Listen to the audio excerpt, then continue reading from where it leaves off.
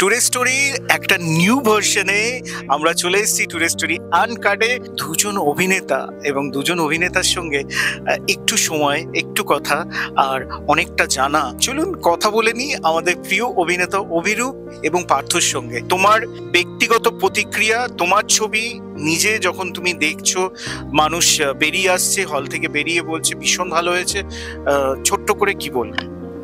হ্যাঁ, মানে একটা বিষয় আছে, আমাকে অনস্ক্রিন যেরকম দেখতে অফস্ক্রিন সেরকম নয়। তো লোকে না চট করে বুঝতে পারে না যে ইদার আমি পাশে বসে আছি বা আমি হয়তো বেরিয়ে হালকা করে টয়লেটের সামনে দাঁড়িয়ে শুনছি মানুষের প্রতিক্রিয়াগুলো কিরকম। তো বেশ ইন্টারেস্টিং লাগলো। মানে লোক কি হয়, অজানা অবস্থায় যদি বলে না, সত্যি কথাগুলো বলে, তো প্লাস মাইনাস যেগুলো বলছিল, কিন্তু ওভারঅল রিয়াকশন লোকের ভালো।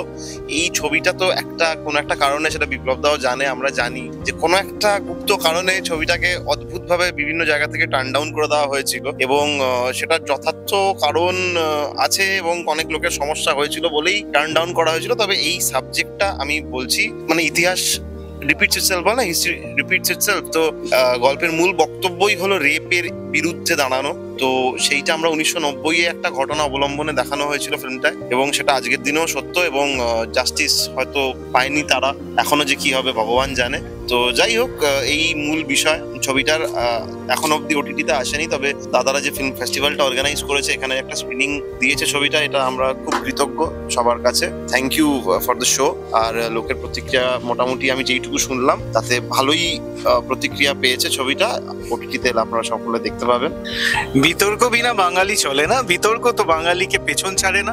আর বিতর্কের মধ্যেই কিন্তু রেড ফাইলস কিন্তু আলাদা জায়গা করে নিয়েছে। এবারে কথা বলে নেবো স্টার জলসার নতুন ধারাবাহিক চিরসখা। প্রথমবার মেদিনীপুর থেকে, সুদূর মেদিনীপুর থেকে কলকাতা শহরের মুভিটনে শুটিং চলছে চিরসখা, এবং চিরসখা অলরেডি আপনারা স্টার জলসাতে দেখতে থাকছেন। এবং পার্থ, কেমন আছো এবং লাইভ কেমন চলছে? নতুন ভাবে এত মানুষ তোমাকে দেখছে, তোমার প্রতিক্রিয়া? প্রথমেই আমি ধন্যবাদ জানাই টুডে স্টোরিকে, এবং আমার সঙ্গে রয়েছেন বিপ্লব দা এবং অভিরূপ দা। হ্যাঁ, বিপ্লব দা আমার প্রশ্নটা করলেন কেমন আছে।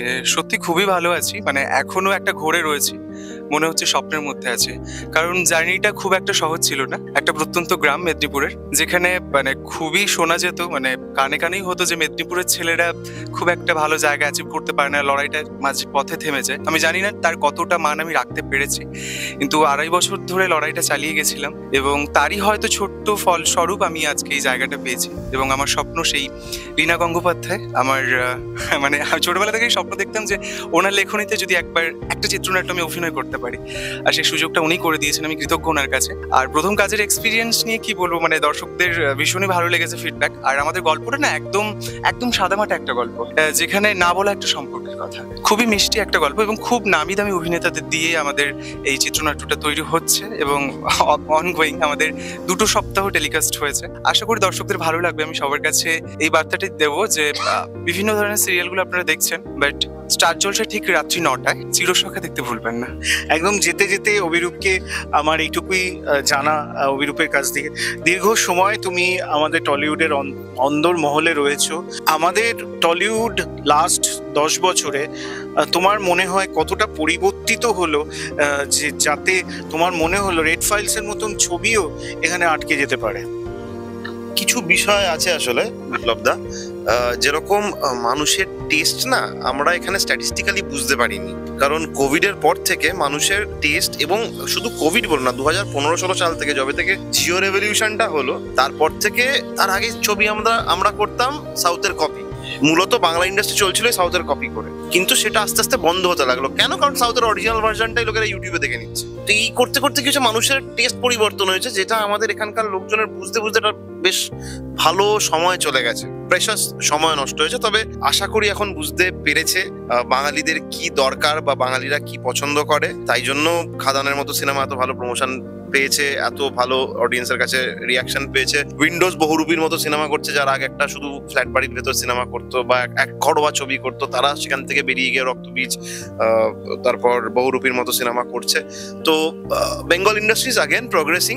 ওই একটাই বক্তব্য, আমরা যারা বাংলা ভাষী যারা বাংলা ভাষায় কথা বলি তারা একটু যদি নিজেদের ভাষার ছবিটাকে সাপোর্ট করে, একটু গিয়ে হলে দেখুক, ভালো মন্দ লাগতেই পারে, সেটা লিখুক, এইটুকু হলেই বাংলা ইন্ডাস্ট্রিটা আবার বুম করবে, এটাই বক্তব্য। বাংলা ইন্ডাস্ট্রি বুম করবে এবং তার সাথে সাথে অভিরূপ আর পার্থরও জয়যাত্রা চলতে থাকুক, এবং এরকমই জয়যাত্রার কাহিনী আপনারা টুডে স্টোরি চ্যানেলে দেখতে থাকবেন এবং আমাদের পাশে থাকবেন এবং ভালোবাসা দেবেন। নমস্কার।